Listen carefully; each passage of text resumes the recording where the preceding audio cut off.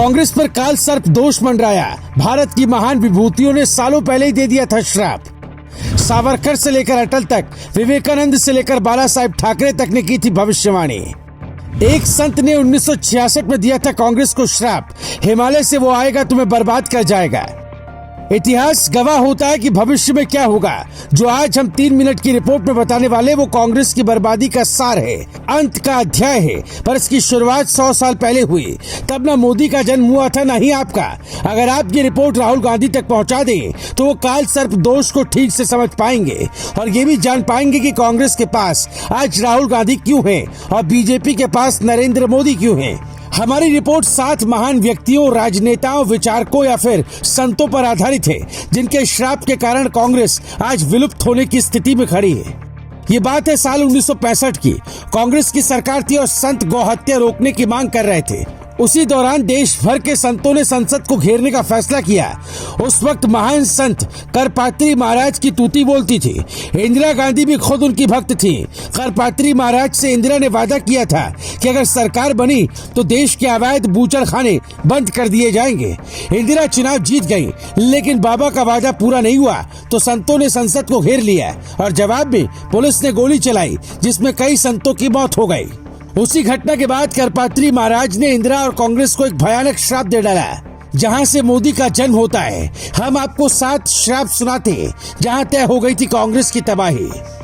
मैं कांग्रेस पार्टी को श्राप देता हूं कि एक दिन हिमालय में तपस्या कर रहा साधु आधुनिक वेशभूषा में आएगा, इसी संसद पर कब्जा करेगा और कांग्रेसी विचारधारा को नष्ट कर देगा। मैं एक ब्राह्मण हूं और ब्राह्मण का श्राप कभी खाली नहीं जाता।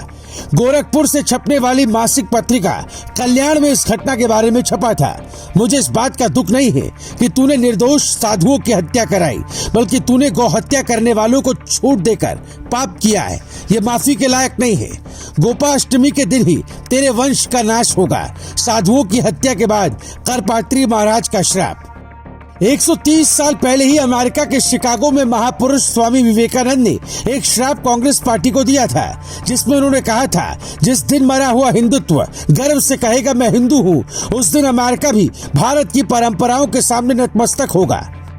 नंबर 3, आरएसएस की स्थापना से 3 साल पहले यानी 1922 में ही आरएसएस के संस्थापक डॉक्टर हेडगेवार ने कांग्रेस से इस्तीफा देते हुए एक श्राप दिया जो एकदम सटीक बैठता है।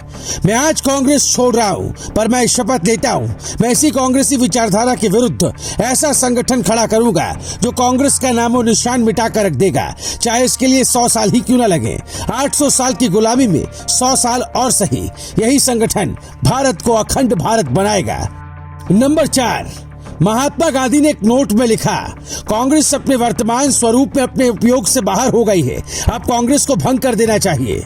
जनवरी साल 1948 में महात्मा गांधी का लिखित बयान। नंबर 5, एक सीट से जब अटल बिहारी वाजपेयी की सरकार गिर रही थी तब उन्होंने एक बड़ा ही तार्किक श्राप दिया और कहा, आज हमारी सरकार महज 1 वोट से गिर गई है। हमारे कम सदस्य होने पर कांग्रेस हम पर हंस रही है, लेकिन मेरी ये बात कांग्रेस कतई ना भूले कि एक दिन ऐसा आएगा जब पूरे भारत में हमारी सरकार होगी और पूरा देश कांग्रेस पर हंस रहा होगा। साल 1999 में अटल जी का संसद में दिया गया बयान। नंबर 6, नरेंद्र मोदी ही भारत का भविष्य है। 2002 के गुजरात दंगों का दोष उस पर मत दो, वो निष्पाप है। अटल जी और आरएसएस से कहता हूँ कि वो नरेंद्र मोदी को सम्मान दे, वरना भारत से हिंदुत्व खत्म हो जाएगा। 2002 में बाला साहेब ठाकरे का दिया गया बयान।